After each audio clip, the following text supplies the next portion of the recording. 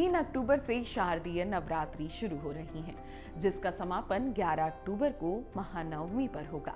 12 अक्टूबर को दुर्गा विसर्जन और दशहरा मनाया जाएगा। अश्विन माह के शुक्ल पक्ष के ये 9 दिन देवी दुर्गा को समर्पित होते हैं।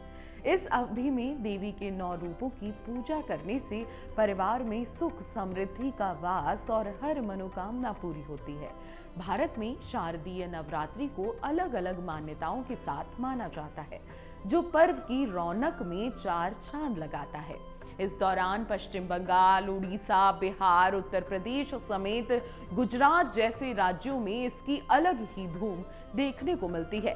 यहाँ जगह जगह गरबा, डांडिया, मेला और रामलीला जैसे धार्मिक कार्यक्रम किए जाते हैं।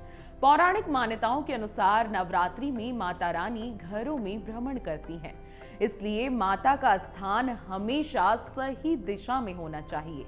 यदि वास्तु के अनुसार माता की चौकी को लगाया जाए तो इससे परिवार में सकारात्मकता बनी रहती है। ऐसे में आइए जानते हैं कि नवरात्रि के दिनों में माता की चौकी लगाने की सही दिशा क्या है। इसलिए आप इस वीडियो को पूरा देखें और ध्यान से सुनें। सबसे पहले आपको जानना जरूरी है कि कैसी हो माता रानी की चौकी। शारदीय नवरात्रि के पहले दिन घर में माता रानी की चौकी लगाने का विधान है। इस चौकी को हमेशा ईशान कोण में स्थापित करें। वास्तु के अनुसार माता की चौकी लकड़ी की होनी चाहिए। अगर आपके पास चंदन की चौकी हो तो उसका उपयोग भी आप कर सकते हैं। अब कैसी हो माता देवी की मूर्ति? जी हाँ, इस बात का भी आपको विशेष ध्यान रखना है।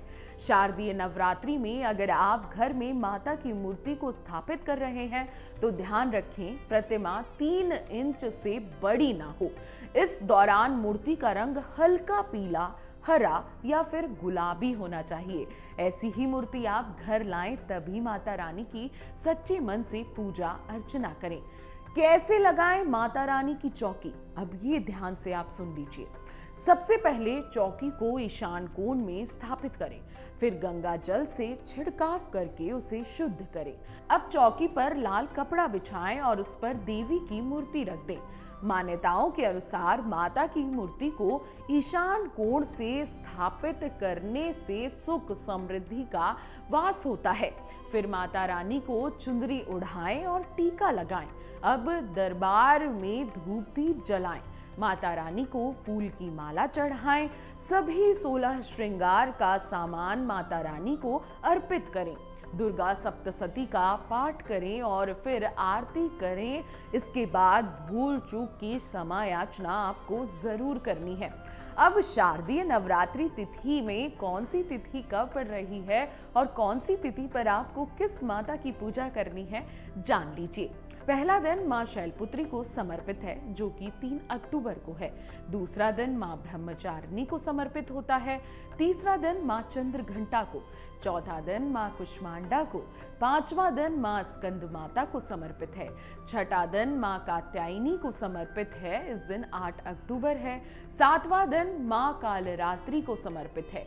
8वां दिन मां सिद्धदात्री को समर्पित है और 9वां दिन मां महागौरी को समर्पित होता है, इस दिन 11 अक्टूबर है। और 12 अक्टूबर को दशमी यानी कि विजयादशमी मनाई जाएगी और इसी दिन जो दुर्गा माँ की स्थापना करते हैं वो दुर्गा माँ का विसर्जन इसी दिन करते हैं।